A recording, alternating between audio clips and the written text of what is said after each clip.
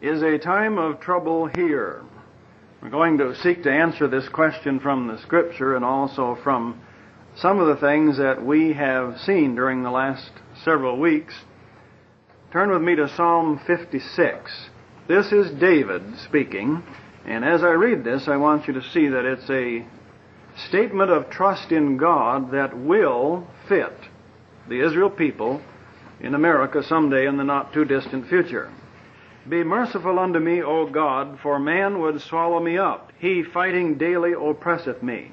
Mine enemies would swallow me up, for they be many that fight against me, O thou most high. And they are, the criminal anti-communists in America number in the many, just as the Scripture here says, and they fight against God's Israel people. What time I am afraid, I will trust in thee. To some extent, as we've discussed before, the American people, God's Christian Israel people, have not really come to be afraid yet of the enemy. And David writes here, apparently, what time I am afraid, I will trust in thee. We know this is a characteristic or a trait of our people. When there is a reason for fear or trouble or terror, they seem to then turn to God and trust God, whereas when they're in good times and no problems and nothing, they just go their merry way and pay little or no attention to God. So David says, and I believe he's speaking to some extent for Israel, what time I am afraid, I will trust in thee. In God I will praise his word, in God I have put my trust. I will not fear what flesh can do unto me. Every day they wrest my words, all their thoughts are against me for evil. They gather themselves together, they hide themselves, they mark my steps when they wait for my soul or wait for my life. So David's enemies could very definitely be compared to those of ours today. They hide themselves, and their every thought is against us. Their main purpose in life seems to be to destroy God's Christian Israel people. Shall they escape by iniquity? In thine anger cast down the people, O God. Thou tellest my wanderings. Put thou my tears into thy bottle. Are they not in thy book? So even the tears of fear and strife and trouble, David says they're written in God's book. God knew about this before they happened. When I cry unto thee, then shall mine enemies turn back. This I know, for God is for me. I believe that is one of the things which people usually agree with when we say it, and then I don't know whether they take it to heart or not. We tell them when God's people finally cry unto God, then their enemies will turn back. When I cry unto thee, then shall mine enemies turn back. This I know, for God is for me. In God will I praise his word, in the Lord will I praise his word. In God have I put my trust. I will not be afraid what man can do unto me. Thy vows are upon me, O God. I will render praises unto thee. David says, and Israel must eventually say, that God's vows, God's word, God's covenant and promises are upon us. And today, in our ignorance, most of our people do not know that God has made a vow and sealed it with his own blood to save us from the hands of our enemies. So we're going to have to claim this. We're going to have to admit to God that his vows, his promises are upon us. For thou hast delivered my soul from death. Wilt not thou deliver my feet from falling, that I may walk before God in the light of the living? And I believe that's a reference not only to life in this age, but to the resurrection, that we may come into the kingdom. And the kingdom, of course, will be the land of the living, the land of the resurrected Israel, or children of God. Now, all of this, as we read this, we realize this call, or this psalm written by David, is very definitely greater than David. He's not just speaking as one man. This is a psalm that could be claimed as a prophecy for all of Israel, because it fits those things which Israel must do. Now, we've just returned from a 6 weeks, 9,500-mile tour of the United States, and we had meetings in homes or in public meeting halls in 9 cities from New Mexico to Michigan, 1 in Idaho, 1 in the state of Washington, and 1 in Oregon. And we had a few days of rest and relaxation in between.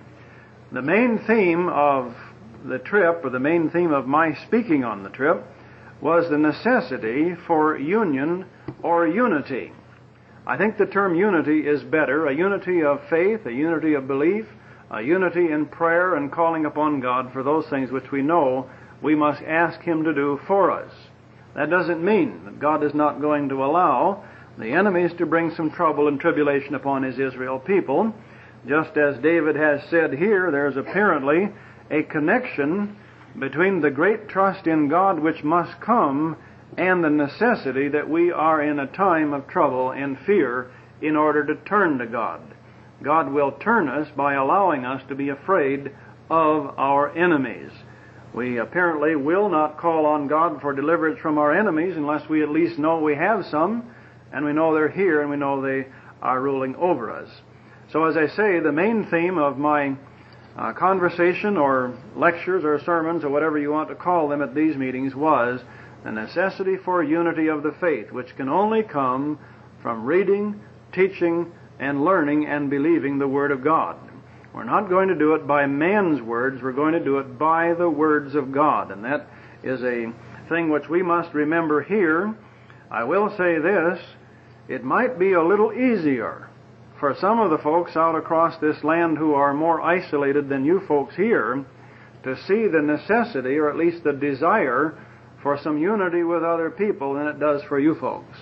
Every place where there is a church or a church group, if they have orderly meetings and regular meetings and they get together and they enjoy life as Christians and each other, there is a tendency for them to begin to settle back and say, well, we've got it made. We have this church, we have this group, we have this, and so on. Whereas the individuals and families who are isolated from other people are in a constant state of desire for a Bible group or for a church and so on.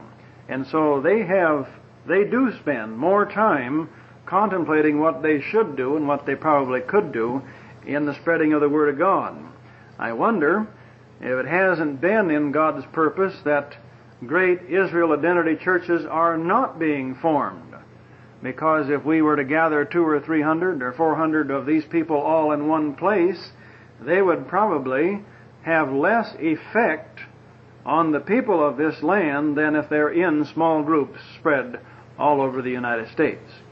So I'm just saying that because it is obvious that God is allowing the Israel identity message, the gospel of the kingdom, to be known by people who are quite dispersed.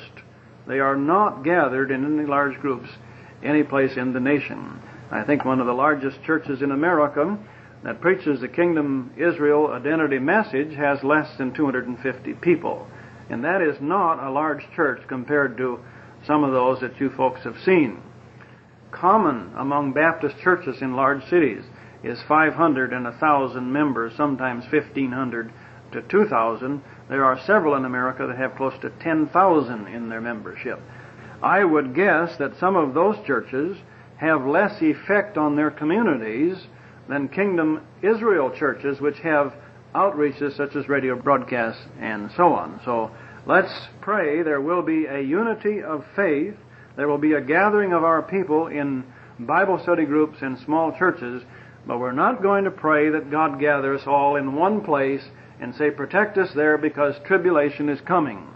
Tribulation, of course, is already here. Turn with me to Matthew 24. As David said at the time that he feared, apparently, the enemy, he would put his trust in God. And I think we're going to come to a time when we, as God's Israel people, are going to have reason to fear the enemy, and then we're going to put our trust in God, because that fear will drive us into studying the Word of God. Matthew 24, most of you know, is a series of prophecies given by Jesus Christ in answer to the disciples' question about the end of the age and so on. Many of these are well known, such as verse 4 and 5, take heed that no man deceive you. Apparently, the end of the age would be an age of deception. The next verse says that most of that deception would be from men who would come in Christ's name. And we see this. In Christendom, the deception of our people comes primarily, or the conditioning, the mind conditioning, comes primarily from men who come in the name of Christ. Just recently, As you know, they nominated a man to run for the presidency of the United States on the Democratic ticket who is being presented to us as a, quote, born-again Christian, Jimmy Carter. If you read the things he stands for and read the Democratic Party platform, you will see that everything he stands for is Antichrist. But he comes in the name of Christ. Apparently they're going to pawn him off on the Christian people as a Christian. In verses 6 through 10, there is the other signs of wars and famines, earthquakes, and all of these things which were to come. And then 8, all these are the beginning of sorrows. Then shall they deliver you up to be afflicted, and shall kill you, and ye shall be hated of all nations for my name's sake. You'll be hated because of your faith in Jesus Christ, not necessarily because of something you did or didn't do that was unrelated to Christ. Then shall many be offended, and shall betray one another, and shall hate one another. And many false prophets shall rise, and shall deceive many. More of this age of deception. But you notice here there is a prophecy of betrayal. He says, many shall be offended and shall betray one another. Now some of you already know, and perhaps some of the people on the tape ministry already know, about the police raid on Dan Gayman's church at Shell City, Missouri.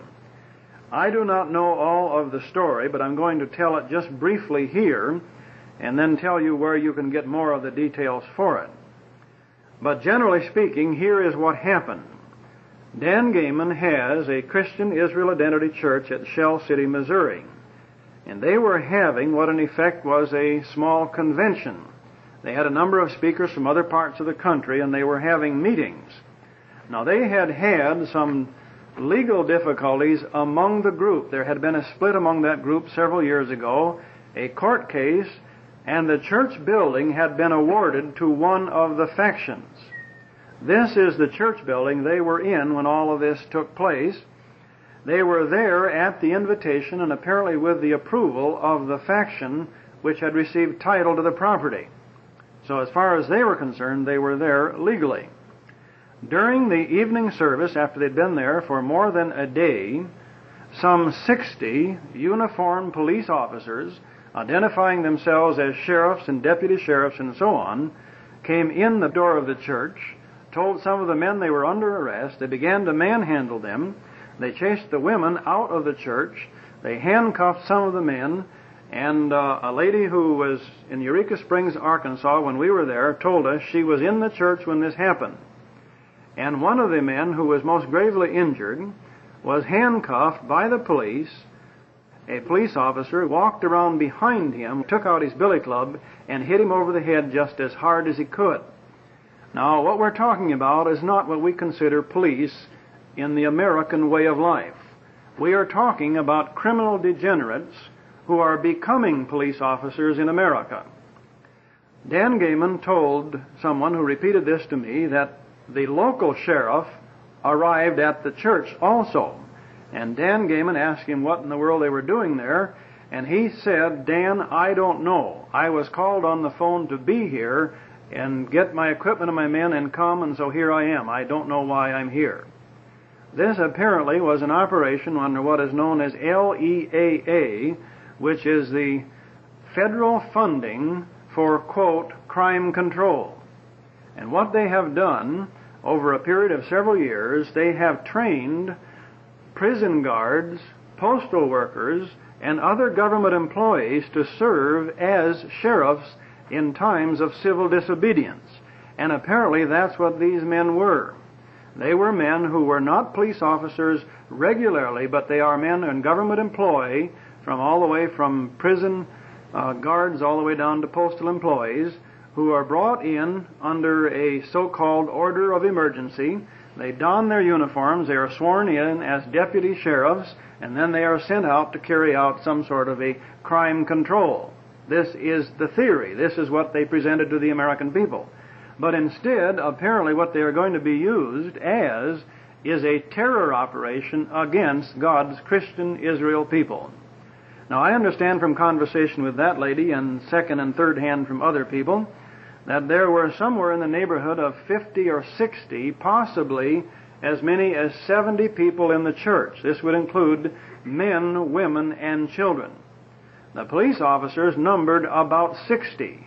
They set up roadblocks in the area, stopped all traffic. There were helicopters operating overhead, and they came in literally like an army to arrest what could be armed and dangerous criminals. And this was a church meeting, and the minister was in the pulpit praying at the end of a preaching service when they broke in the back door.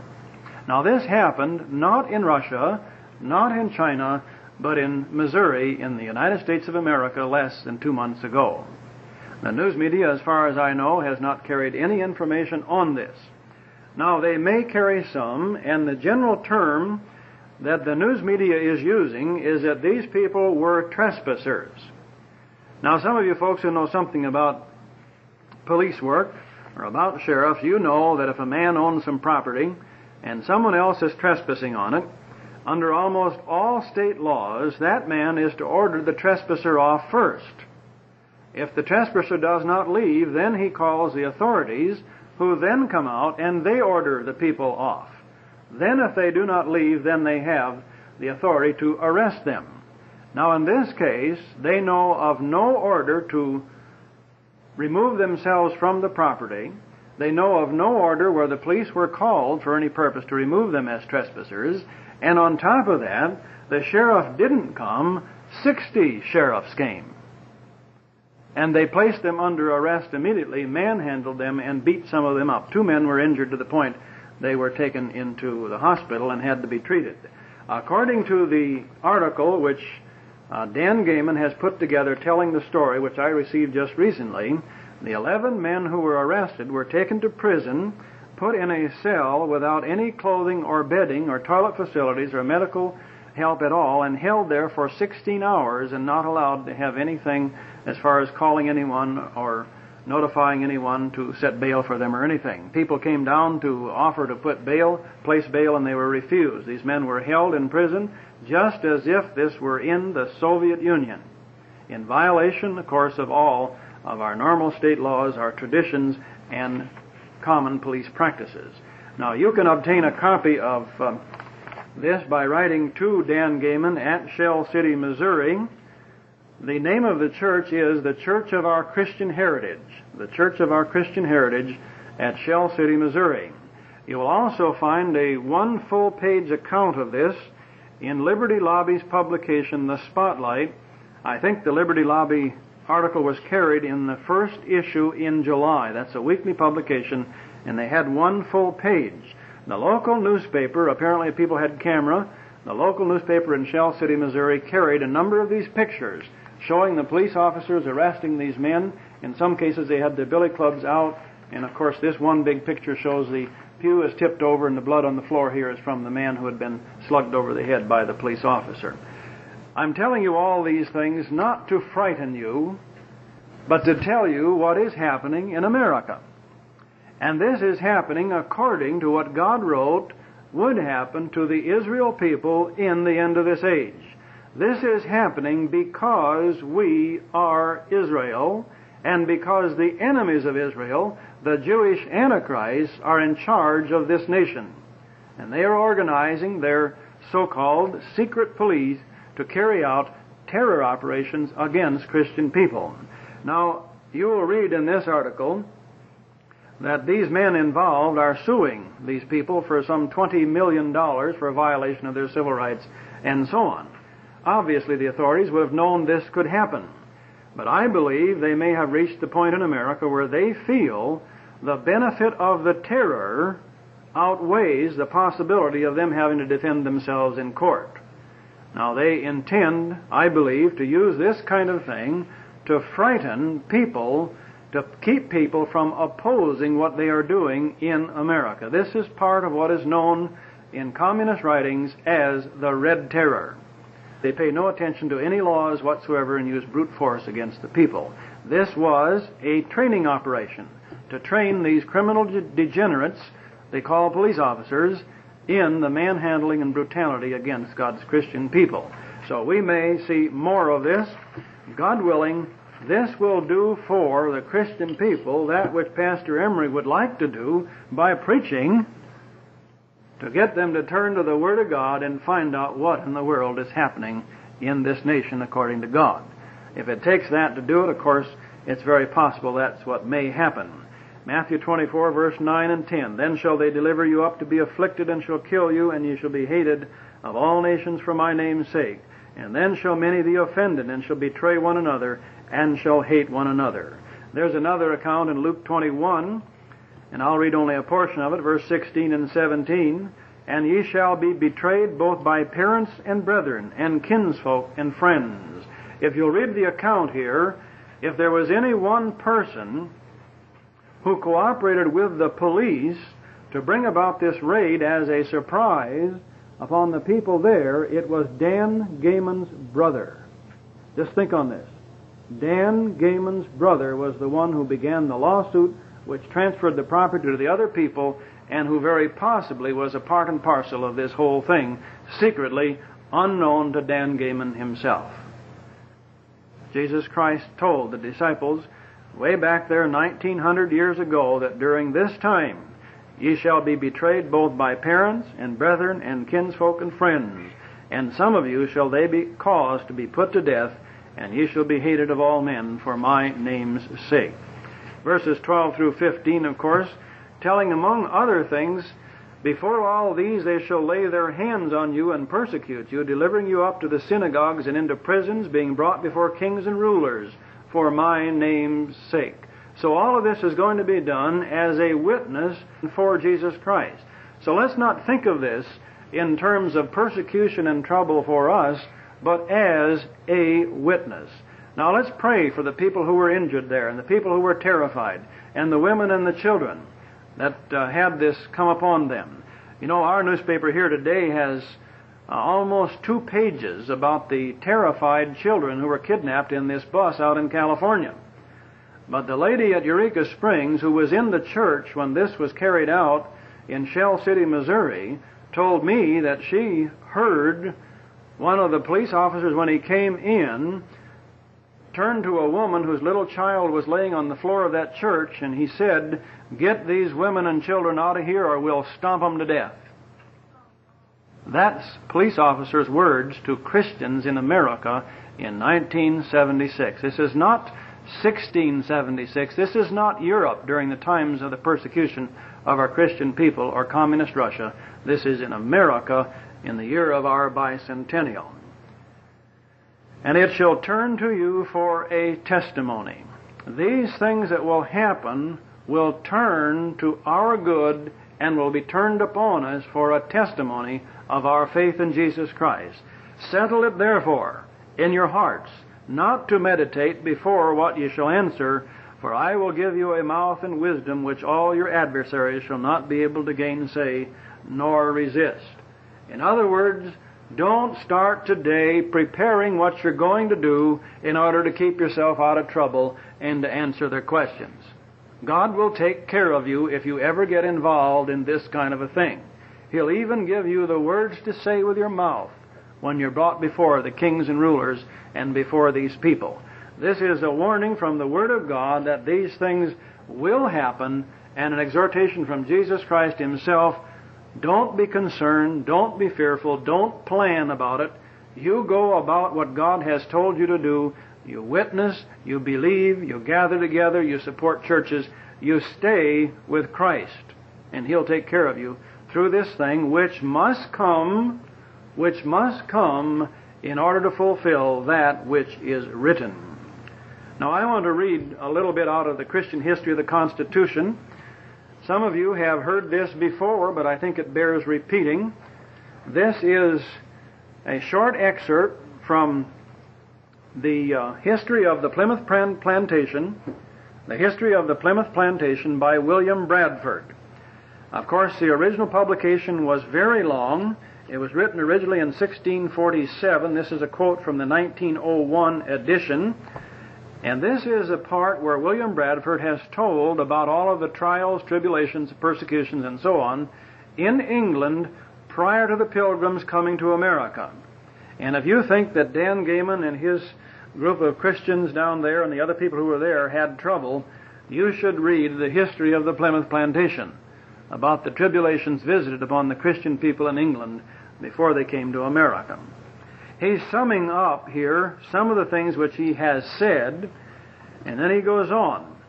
But that I may come more near my intendment, when as by the travail and diligence of some godly and zealous preachers, and God's blessing on their labors, as in other places in the land, so in the north parts, many became enlightened by the word of God, and had their ignorance and sins discovered unto them, and began by His grace to reform their lives and make conscience of their ways. In other words, he's saying the preaching of the Word of God in England, and especially in the north parts, had convicted many of these people to turn and conform their lives to Christ. They were being made into Christian people by the preaching of the Word of God. Then what happened? The work of God was no sooner manifest in them, but presently they were both scoffed and scorned by the profane multitude, and the ministers urged with the yoke of subscription, or else must be silenced. And I should explain that. In those times, ministers had to be licensed by the Anglican Church, period. If the church did not approve of you as a minister, you could not even hold a Bible study in your home, because they would call the sheriff, and the sheriff would come and arrest you for teaching out of the Bible without a license. You see, we think we have trouble today. And he said the ministers, of course, then were urged with the yoke of subscription, or else must be silenced. In other words, they had to accept and teach official church doctrine, or they had to shut up, or they would be arrested. And the poor people were so vexed with apparators and pursuants and commissary courts, as truly their affliction was not small. They could have their homes confiscated if they authorized Bible study groups in their homes in opposition to the local church. Just think on that. Which notwithstanding they bore sundry years with much patience, till they were occasioned by the continuance and increase of these troubles, and other means which the Lord raised up in those days, to see further into things by the light of the Word of God. William Bradford, who came with the Pilgrims to begin the founding of this great Zion nation here in North America, said that these troubles brought about the people reading the Word of God to enlighten themselves. And he says of these things, they were this and other means which the Lord raised up in those days. Now, I know a lot of people are going to blame the Antichrist, they're going to blame the Jews, they're going to blame the sheriff, they're going to blame all sorts of other people for what happened at Shell City, Missouri. But I think, according to the Bible, and I think according to what William Bradford understood happened to our forefathers in England, these are things which God is allowing to come to pass. And their purpose is to make us turn to the Word of God.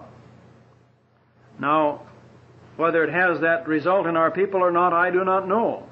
Perhaps some of you will think, well, what I have to do now is find out all about LEAA. Find out what this law enforcement agency that brought about this thing is. No, you don't have to find all about that. You have to find all about what God said would happen so you understand what is going on.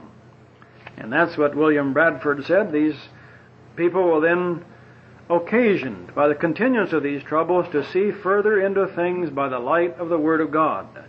So many, therefore, of these professors as saw the evil of these things in these parts, and whose hearts the Lord touched with heavenly zeal for His truth.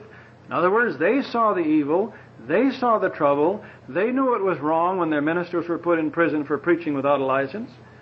They shook off this yoke of anti-Christian bondage, and as the Lord's free people, joined themselves by a covenant of the Lord into a church state in the fellowship of the gospel, to walk in all His ways, make known, or to be made known unto them according to their best endeavors, whatsoever it should cost them, the Lord assisting them. What did our pilgrim forefathers do in England when they had this trouble? They joined themselves together and took an oath in God's name that they would follow His Word as He revealed it to them. Now, we haven't done that yet in America. Even among our Christian patriots, among the people who are greatly concerned about what is happening in America, we have not really turned and said, God, I'm going to read your word and study it. I'm going to obey it. I'm going to do what your word says. Now this they did, and according to the context here from William Bradford, it appears that a great reason, or part of the reason they did this, was because of all of these tribulations visited upon them. Now he says they changed their lives from the preaching of the Word of God. Then they got into trouble. Then they had tribulation. Then they had the civil authorities actually working against them. And then they shook off this anti-Christian bondage and took an oath of a covenant that they would follow the Lord Jesus Christ in all His ways. And that it cost them something, this ensuing history will declare. It cost them something. Then Bradford tells, and I won't take the time to read all of this, he only tells a very small portion of what happened. He gives some examples of how these people, in their attempts to form Christian groups, actually came under the control of the civil authorities. They lost their goods. The furnishings were taken out of their homes. They lost the title to their homes. They were separated from their families. Some of the men were put in prison. And of course, part of what resulted of this was many of them then left for Holland. And in leaving for Holland, they had to make arrangements to go in ships, and they would make a contract with a man to come and pick up a certain number of families with all their household goods, and they had to do this often in the night on the darkened seashore and leave without authority because they were under restraint by the civil authorities. And in some cases, and he tells of a couple of them here, where the masters of the ships or someone else would betray them to the civil authorities, then they would be arrested and all their goods confiscated for a violation of English civil law. This is what happened to our forefathers less than 400 years ago, about 350 years ago, in England. And we think we have trouble today. I know some people will say, well, they're really pressing down on us. No, my friends, they're not pressing down on us near as much as they did our fathers. Now, one of the things that I attempted to tell people on this trip, which I will repeat to you people here, is that I believe when God began to bring our Pilgrim and Puritan forefathers to this North American continent, that was the beginning of a new age. This was the beginning of the establishment of the Israel nation here on this North American continent, so that God could build us up and fulfill the prophecies and promises He had made to Abraham, Isaac, and Jacob, and through the prophets. And I also believe that as we now come to the time of the cleansing of this nation, we will find ourselves going through many of the same things our forefathers went through when they began this nation. So let's not be fearful of this. Let's not be afraid. Let's understand that Jesus Christ Himself told the disciples that these things would come to pass, but that they would redound to you for a testimony. They would be for a witness, and they would be for the glory of God. Now, after William Bradford tells some of this about these troubles and the actual physical loss of their possession, the making of paupers of a number of these people, others were put in prison, separated from their families for years, and so on, he says this, "But that I be not tedious in these things, I will omit the rest, though I might relate many other notable passages and troubles which they endured and underwent in these their wanderings and travels, both at land and sea. But I haste to other things. Yet I may not omit the fruit that came hereby. For by these so public troubles, in so many eminent places, their cause became famous, and occasioned many to look into the same." In other words, as they were persecuted and prosecuted and oppressed by the church and civil authorities, the whole of England heard about what was happening to them. He said their cause became famous. Now, we spend hours and days trying to tell the American people what is happening in America. Well, what these enemies do against us to oppress us will bring to light perhaps more than we could do with all of our endeavors and all of our works. This is what happened then. Bradford said, "These public troubles, their cause became famous, and occasioned many to look into the same, and their godly carriage and Christian behavior was such as left a deep impression in the minds of many. And though some few shrunk at these first conflicts and sharp beginnings, and it was no marvel, yet many more came on with fresh courage and greatly animated others. Tribulation and oppression of our Christian forefathers in England brought about a unity and a growing in the church that apparently could come about no other way. So when I tell you of things like this, and I do tell you to pray for these people, ask for God to lift the burden of oppression from us, but let us understand that these incidences are things by which the enemy will expose himself. The enemy will expose himself to God's Israel people. This is what happened in Europe. And he said here that some turned away, and no marvel, you can expect that of some people. But he said many more came on with fresh courage and greatly animated others. But you notice he said the reason they did is because of the godly carriage and Christian behavior of the Christian people during this time. So I'm going to close by answering just briefly that which you can do. People say to me, Pastor Emery, what can we do to get the Israel identity message to more people? In fact, I would say if there was any one thing that I saw in the people where we had the meetings, they were united, literally, in the desire to reach all of America with the gospel of the kingdom. And I say praise God for that. They were united in this desire. They were not united in how they would do it. And I don't think the gospel of the kingdom is going to reach all of America by any one way anyway. It's going to be by many people in many different ways. But I will say this. You pray about and work for an increase of the radio ministry.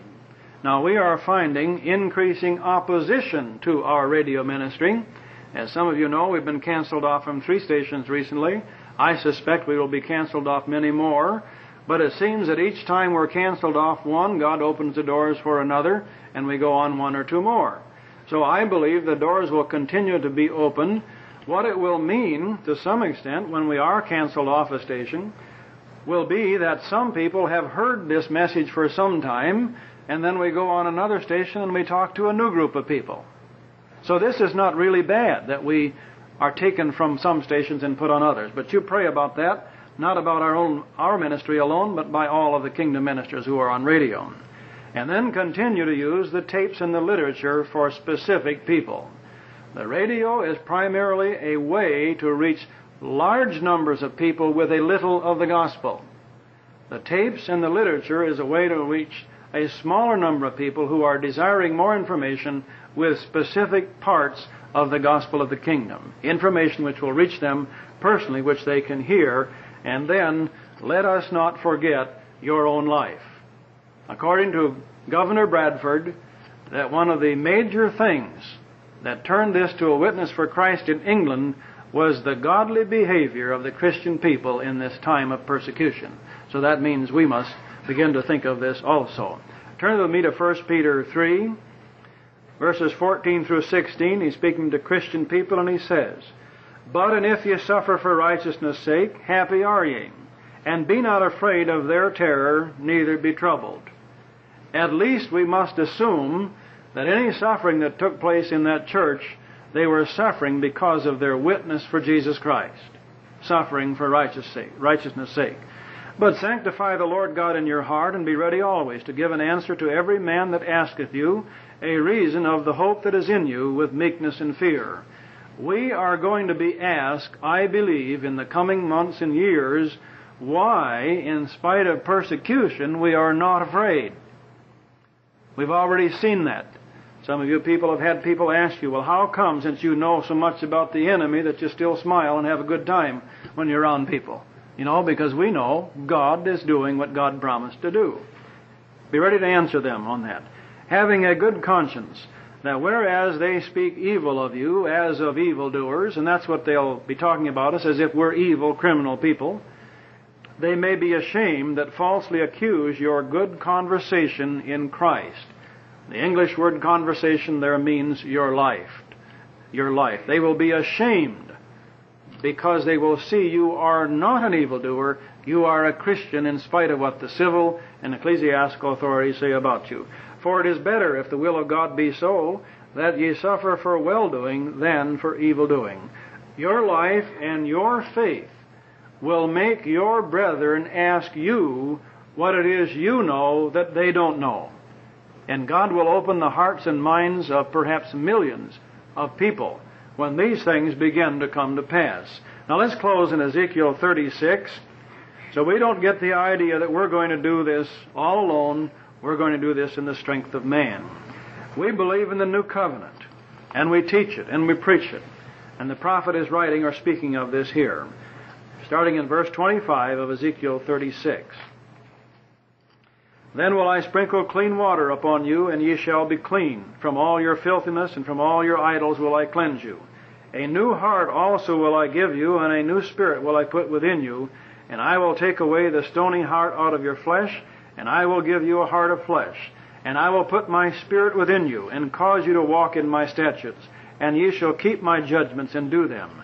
And ye shall dwell in the land that I gave to your fathers. And ye shall be my people, and I will be your God. And he goes on and promises all of these things that he is going to do to the Israel people to bring them under the full manifestation of the new covenant. But listen to this in verse 37. Thus saith the Lord God, I will yet for this be inquired of by the house of Israel to do it for them. Yes, we will ask God to deliver us from our enemies and to manifest in us his promise of the new covenant, of writing his laws in our hearts and our mind. Now, God will do it, but God said we're going to ask him to do it. Now, that means our people have to know we are Israel. Our people have to know we are under covenant relationship with God. And our people have to know that God is going to do this when we ask them. That's where you come in, with your life, with your witness, with your words, with your money, with your help, your faith, and your prayers. In this time of trouble on Christian Israel, I believe there will be a great manifestation of God's Spirit and power among the Christian people, such as we have never seen in any past Reformation in the church. It's coming, and it's coming in a day of trouble. Let's all stand. Our Father and our God, we thank you for the great promise that thou hast given us, the proof of your own faith in keeping these promises down through the centuries, that will make us believe that you shall continue to watch over Israel to bring to pass that which is